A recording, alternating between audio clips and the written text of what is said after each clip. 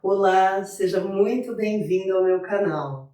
Hoje eu vou trazer um assunto muito específico para nós aqui da Fenô, mas ainda que você não seja um psicólogo, eu te convido para ficar, assistir esse vídeo e refletir comigo, porque como de costume, né, todos os meus vídeos vão sempre servir para o seu autoconhecimento. Apesar das palavras onte, ontológico e ontologia heideggeriana parecerem termos muitíssimos complicados, você vai ver que não é tão difícil assim de entender. E é um tema muito legal porque ele abre, ele liberta as nossas cabeças, ele quebra um monte de paradigmas. Eu peço desculpas pela minha voz, que você vai ver que não tá legal, porque eu peguei uma gripe daquelas e tá muito difícil da minha voz voltar ao normal. Mas ainda assim eu acho que vale a pena você ouvir a minha voz anasalada. Vamos começar esse episódio?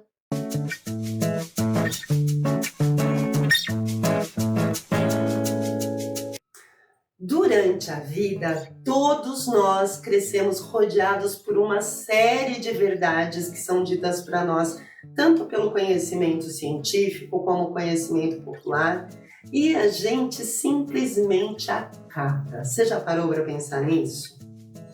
Uma dessas verdades é a de que existe um modelo de ser humano, uma forma de ser que serve para todo mundo. Por exemplo, há quem diga que todo ser humano nasce como uma tábula rasa, como um papel em branco que vai aprendendo com as experiências e que então vai se formando em decorrência dos estímulos externos que ele recebe.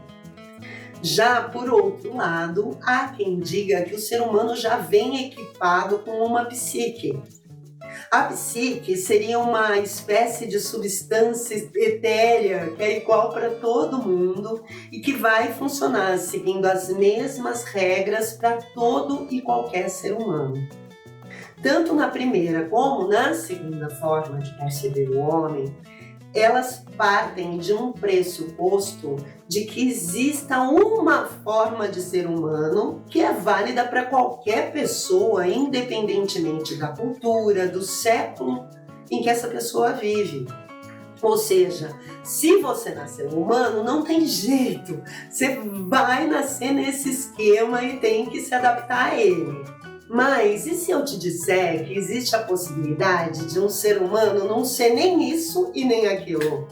Ele não ter psique, não ter esquemas cognitivos prévios, mas que ele simplesmente vai sendo conforme ele vai existindo, sem um modelo que diga como é que ele deva funcionar. Você ia falar, essa mulher tá louca, né? O que acontece é que, pelo próprio status que o conhecimento científico tem, esses esquemas da psicologia tradicional, eles vão ser sempre ditos como verdades quase inquestionáveis. É a partir desses modelos que vai sendo configurado todo um escopo em torno da questão de um modo normal de ser um ser humano, do que é normal ser e do que não é normal ser, de como a gente deve se portar, como não deve se portar. E baseados nestes estudos vão surgindo então os grandes manuais da psiquiatria e da psicologia, que aí sim vão determinar mesmo como uma pessoa mediana, normal, deve ser. A questão central ela vai sempre girar em torno dos eixos de adequação e funcionalidade. Ou seja, uma pessoa na sua condição normal, ela deve estar bem adaptadinha e ser funcional. Um exemplo evidente dessa forma de pensar o ser humano está no DSM. Eu vou usar o exemplo do DSM porque é mais fácil, mas se você se atentar lá nas lições de psicanálise, você também vai encontrar um modelo prévio de homem a ser seguido. Então, só para exemplificar, eu quero pensar com você a questão do TDAH, que é um transtorno relativamente novo, que apareceu pela primeira vez no DSM-3 em 1980.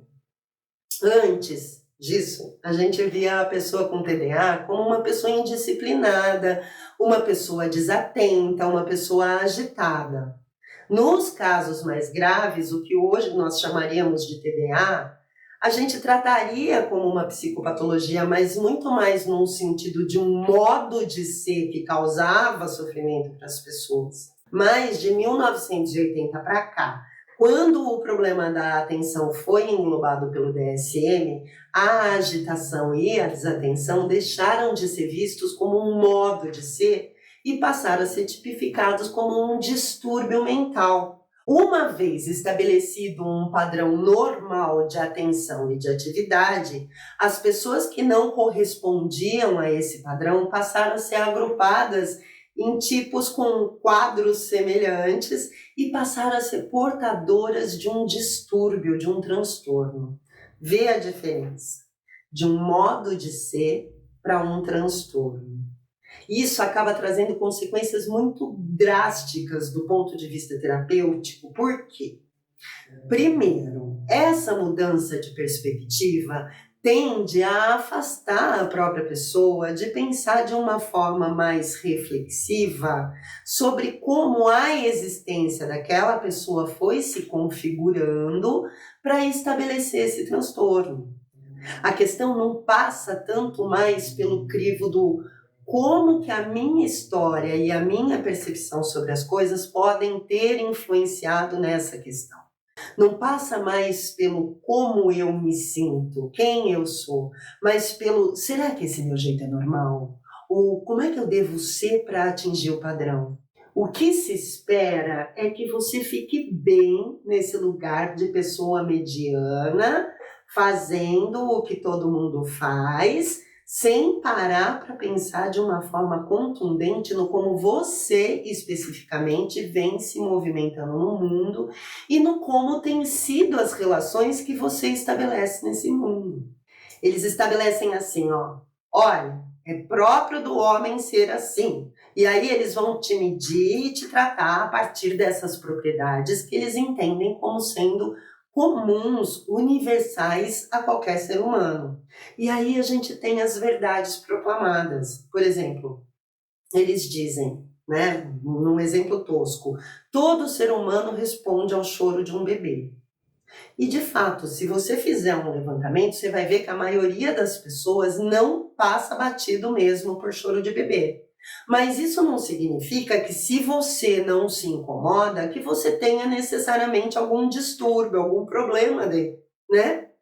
De repente, você simplesmente não se importa e pronto. A gente não sabe. O que serve para a maioria não serve necessariamente para todo mundo, não é assim? E nessa linha de raciocínio, o que serve para a maioria pode também não servir especificamente para mim. Ainda que nós nos comportemos como a maioria das pessoas, em determinados aspectos, a gente é um só, a gente é único.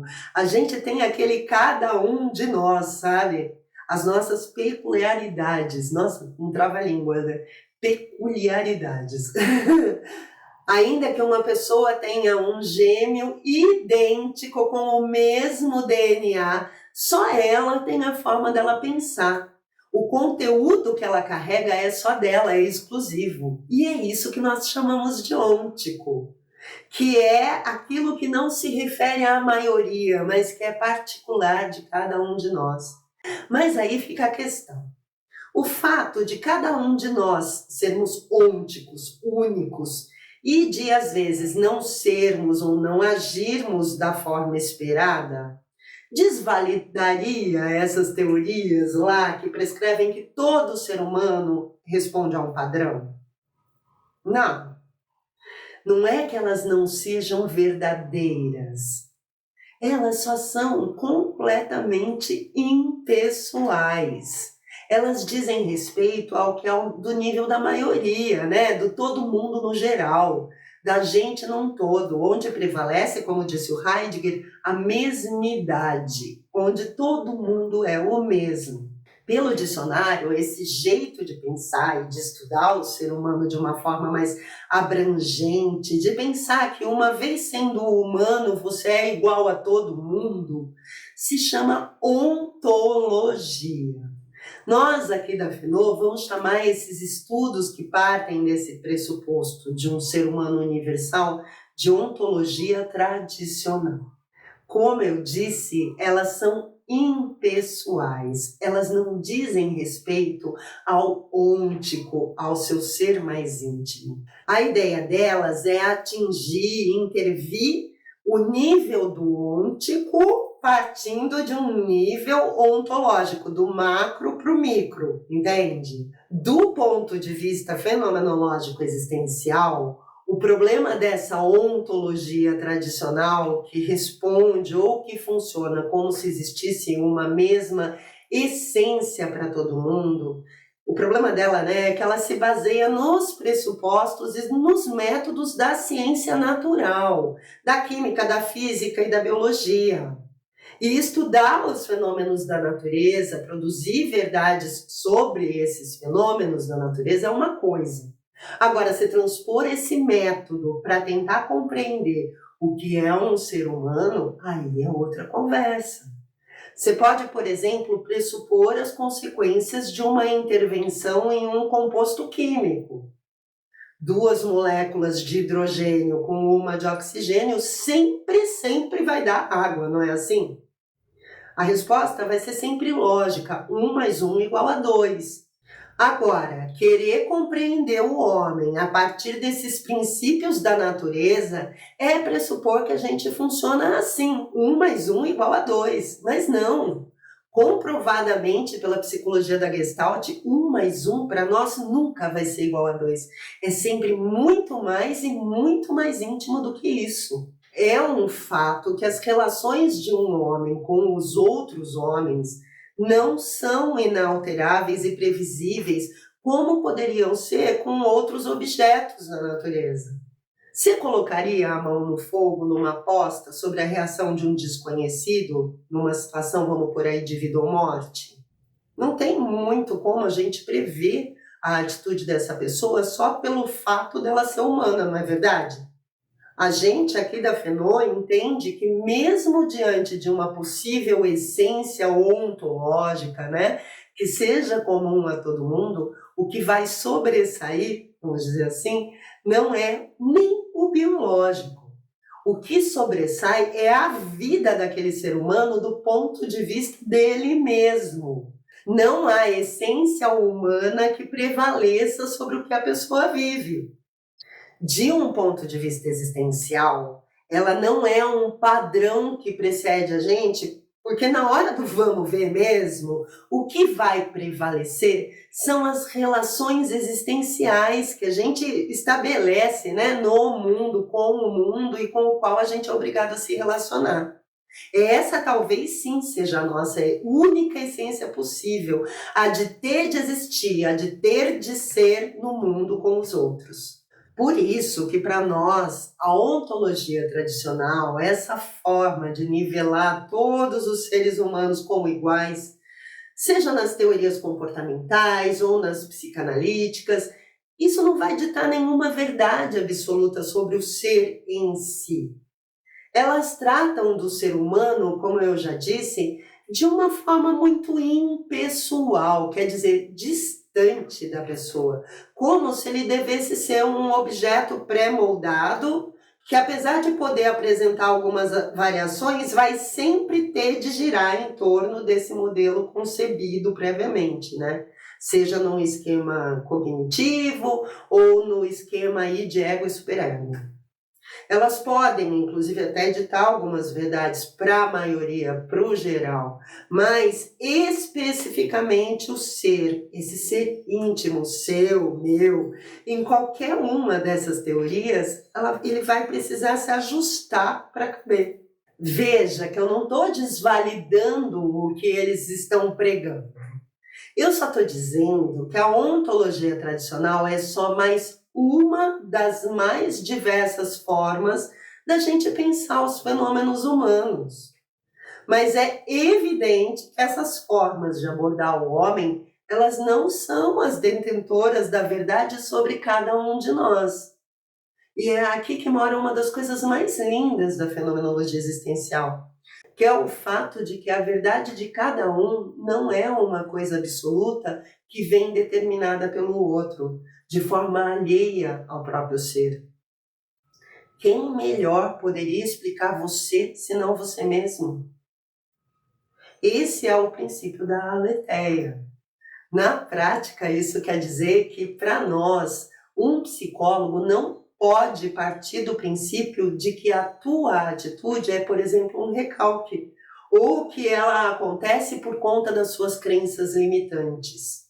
Porque, do nosso ponto de vista, partindo desses pressupostos, o psicólogo ele estaria tentando te encaixar numa verdade que é a de que você funciona no mesmo esquema que todo mundo. Nossa, eu fico brava quando me colocam assim, sabe? Mas enfim, nesse aspecto, eles estariam impondo o domínio do ontológico sobre o ôntico. Ele não estaria se aproximando da sua vivência, da sua aletheia, mas ao contrário, ele estaria te explicando a partir de uma verdade que não é exatamente a que você vive. O bom mesmo é quando o ôntico, que é seu ser, tem condições de contemplar todo o ontológico e aí sim se decidir por qual interpretação vai fazer mais sentido para ele, não é assim? Eu acho.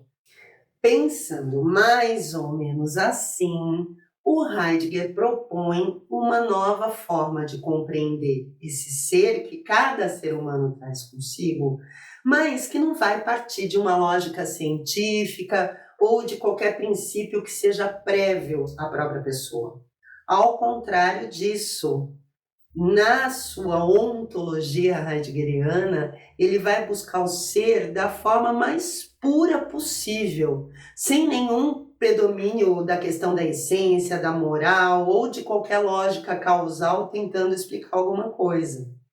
A estrutura sobre a qual toda a ontologia heideggeriana vai se configurar é em cima de um ser concreto, sem abstração e completamente neutro, que é o Dasein, o ser no mundo. O Dasein literalmente não tem nada que o determine, nem sexo, nem psique, nada. Ele é simplesmente um ser no mundo, jogado, lançado e aberto para esse mundo. Então, creio eu que o Heidegger, desculpa, Heidegger, ele deve ter pensado mais ou menos assim, ó. Quando uma pessoa nasce, a gente diz que ela nasceu porque ela veio ao mundo, né? Assim, nasceu, veio ao mundo. Ela não tem como existir sem vir ao mundo. Você consegue imaginar uma pessoa sem mundo? Não dá, né? Para a gente pensar no ser que cada um de nós é, de um ponto de vista ôntico, a gente só pode pensar a partir do mundo em que cada um de nós habita. Você concorda comigo? E de fato, se você parar para pensar, cada um de nós está tão atrelado ao nosso próprio mundo que o Heidegger fez bem em chamar esse ser que cada um de nós é de ser no mundo tudo junto, tudo com um hífen, que é porque não dá mesmo para separar. Além do mundo, esse Dasein tem que se relacionar com os outros existenciais que são comuns a todos os seres humanos, mas que ao mesmo tempo são vivenciados de uma forma muito única, muito pessoal por cada um de nós. Por exemplo, corpo. O ser humano tem um corpo. Ele vivencia esse corpo como corporeidade. Todo ser humano habita um espaço. Todo ser humano é lançado num tempo, que é percebido como uma temporalidade que diz respeito ao meu passado, ao meu presente, ao meu futuro. Você tem a sua temporalidade, você tem a sua corporeidade. Olha que legal, ele viu o que é comum a todos, mas ele entendeu que essas coisas que são comuns a todos nós, na verdade, são percebidas de uma forma muito particular por cada um. Além do corpo, do espaço e do tempo, o que mais poderia fazer parte da existência de um ser concreto, neutro, que habita o mundo? o mundo tem aquele inferno, né? Que é os outros, não é isso? Não tem jeito. Assim como a gente é ser no mundo tudo junto, porque não dá para desvincular, a gente também é ser com os outros tudo junto com o hífen. Um ser humano não existe sem o outro. Até para nascer, ele precisou, é claro, de uma mãe e de um pai para conceberem ele, né? Então, o Dasein, ele é junto ao mesmo tempo das coisas, dos outros e é consigo mesmo. E nesse consigo mesmo, qual é a certeza mais concreta e fundamental que esse ser no mundo tem?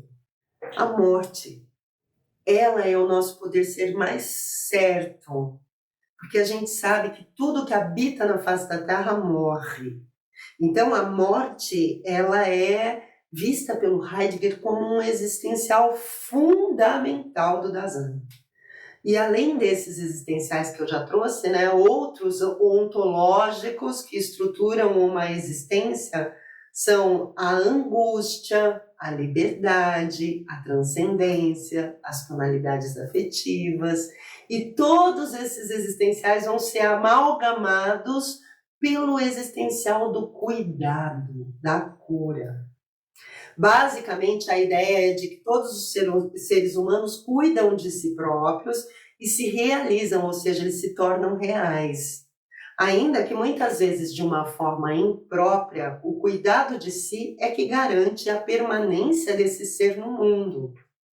Falando de uma forma bem simples e resumida, na ontologia heideggeriana, o Dasein vai se relacionando com esses existenciais e vai compreendendo e interpretando os entes que se apresentam. E na medida em que ele vai interpretando, ele vai revelando os sentidos e os significados das coisas para si mesmo.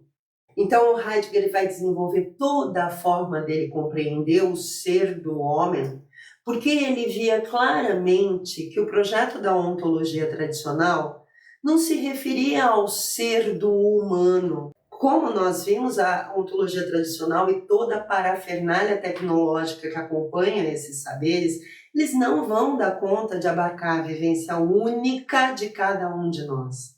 Elas tratam o ser do homem como se ele fosse um ente, uma coisa, um objeto sem mundo.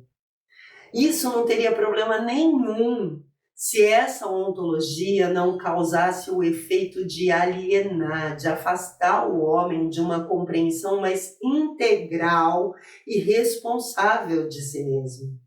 Dependendo da abordagem em que a pessoa está, muitas vezes ela pode até achar que ela está num processo de autoconhecimento, quando na verdade ela só está mesmo se esforçando para se encaixar em esquemas que são completamente alheios a ela e que só fazem ela, na verdade, se manter longe da sua problemática existencial de fato.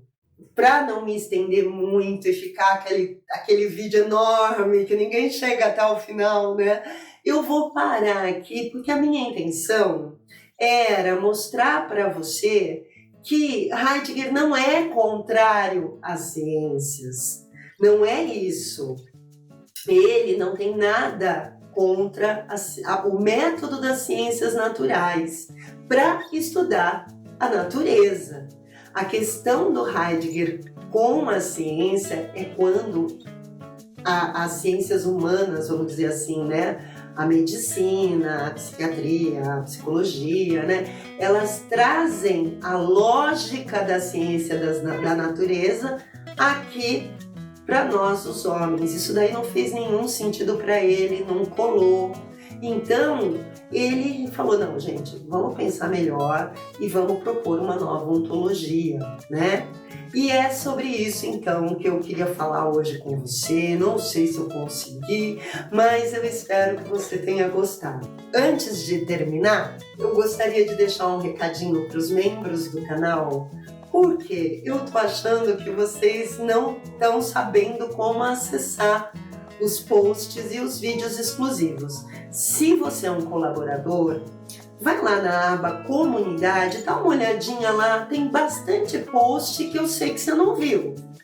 porque não tem seu like lá. Então, dá uma olhadinha sempre que você puder, uma vez por semana eu coloco os posts. Se você é patrocinador do canal, você tem direito a vídeos exclusivos. Então eu vou pedir para você, uma vez por mês pelo menos, dar uma olhadinha. Tem uma playlist aqui no canal escrita Clube de Membros. Ali estão seus vídeos. Dá uma olhadinha lá então, você que é do Clube de Membros. E se você ainda não é um membro, torne-se um membro do canal. Vem participar dessas postagens e desses vídeos mais específicos para quem é psicólogo. É isso então. Se você gostou, deixa seu like. Se inscreve se não está inscrito, ativa o sininho e deixa seu comentário. É isso, um beijo grande, até a próxima. Muito obrigada por me assistir até aqui. Tchau!